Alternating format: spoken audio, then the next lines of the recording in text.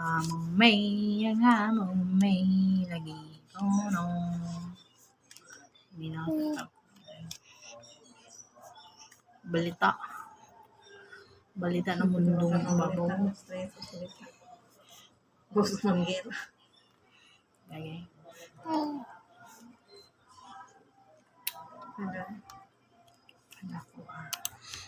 Rapitol po, maganda akong tanawon. Nagparamos ang man.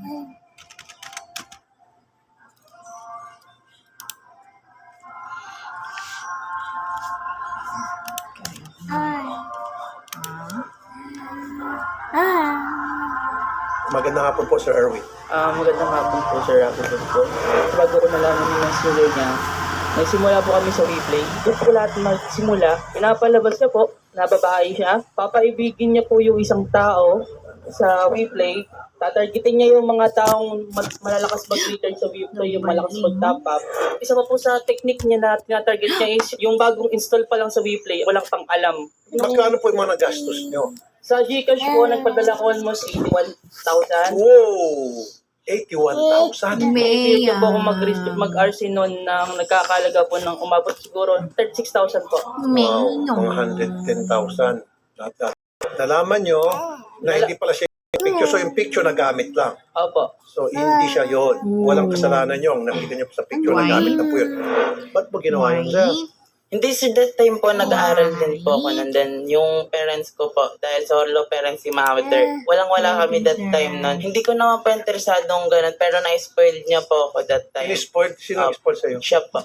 Hindi. Kaya kanya in-spoiled kasi akala niya yung picture na pinapakita mo, yun ang kausap niya. Yes. Nagustuhan niya yung picture, nagandahan siya doon. Kaya in-spoiled niya, hindi ikaw in-spoiled niya, in-spoiled niya yung nasa picture.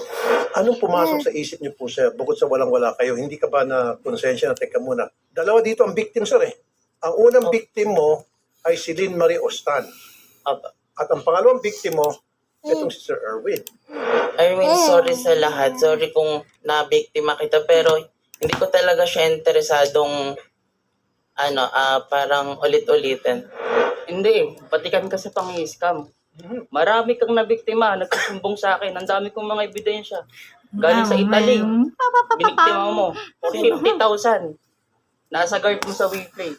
At meron kang sinirang magkarelasyon na magjowa. Inaatake mo dahil sa boss mo, boss babae ka, di ba? Magaling ka magpanggap sa boss babae mo. Ginagabitan mo ng video call sex. Nagka-video call po kayo.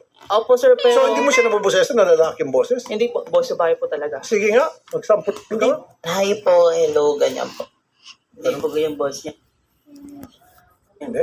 Hindi po. Voice changer application kung sakali. Meron bang voice changer? Wala po. Kung mapapakinggan niyo po, parang boses babae po talaga. Pero kapag personal po, hindi po halata.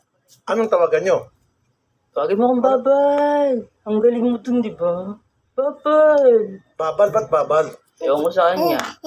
Babal, ang tawag mo naman sa kanya nung, babal din. Baldang po. Ha? Bal. Bal. Kasi ang palayo ko talaga, Winbal. Tinatawag niya akong Babal. Ganun siya manlambing-lambing sa Lynn Marie, magandang hapon. Magandang hapon po sa Lucky.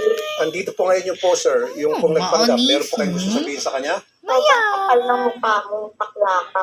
Hinira mo yung reputasyon ko. Maraming tao nagagalit sa akin. Gari-gari. Yes po, Sen. Magandang hapon po. Para po doon po sa influencer na inagawan po ng profile picture po, no, at gumawa ng fake Facebook account. Yun po yung tinatawag